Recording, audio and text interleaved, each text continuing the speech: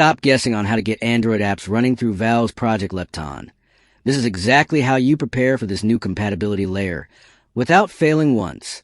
Most other tutorials are confusing or just plain wrong, because they treat Lepton as a finished product, but it is actually a brand new fork of Waydroid that Valve is optimizing for SteamOS and their upcoming Steam Frame VR headset.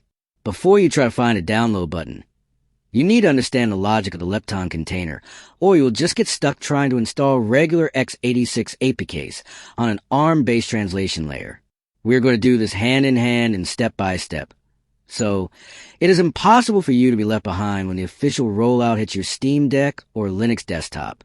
Here at Rexish, we are the authority on these Proton-style shifts in the Linux ecosystem that are changing the game in 2026. First, you must realize that Lepton is effectively Proton for Android, using a containerized environment to run mobile apps natively alongside your Linux games.